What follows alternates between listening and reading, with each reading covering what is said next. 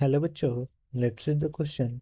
The question says that the stationary Bohr's orbit can be readily explained on the basis of wave nature of electron if it is assumed that wave in any of the orbits is the stationary wave, the position of maxima and minima of wave does not change with time, the length of the circular orbit must be an integral multiple of the wavelength, wave in any of the orbit is not a stationary wave.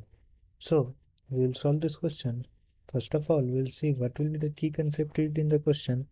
The key concept used in the question will be stationary wave. ठीक है, तो हम देखेंगे stationery boards orbit. ठीक है, ये की concept होगा। तो हम देखेंगे कि स्टेशनरी बोर्ड्स ऑर्बिट क्या होते हैं।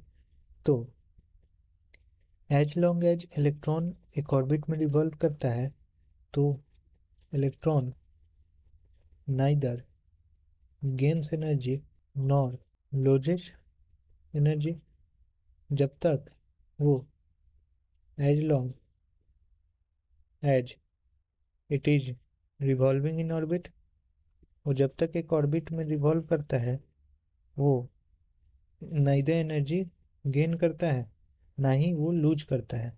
तो these orbits are called these orbits are called stationary states। In orbit को क्या बोला जाता है? स्टेशनरी स्टेट्स बोला जाता है। अब हम देखेंगे स्टेटमेंट के regarding. Wave in any of the orbits is the stationary wave. हाँ, ये सही है, क्योंकि कोई भी ऑर्बिट को स्टेशनरी स्टेट बोला गया तो उसमें जो भी वेव होगा वो स्टेशनरी वेव होगा। The position of maxima and minima of wave does not change with time. सही बात है, मैक्सिमा एंड मिनिमा कहाँ से चेंज होगा? बिकॉज वो तो ना ही एनर्जी गेन करेगा ना ही लूज करेगा, तो ये भी करेक्ट ऑप्शन होगा। The length of the circular orbit must be an integral multiple of wave length. तो लेंथ ऑफ सर्कुलर ऑर्बिट, हाँ, ये इंटीग्रल मल्टीपल ऑफ वेवलेंथ होना चाहिए, ये भी ऑप्शन सही है। Now fourth one, wave in any of the orbit is not stationary wave, ये गलत स्टेटमेंट है। So the correct option will be option A, B and C. Hope you all understood it well. Best of luck.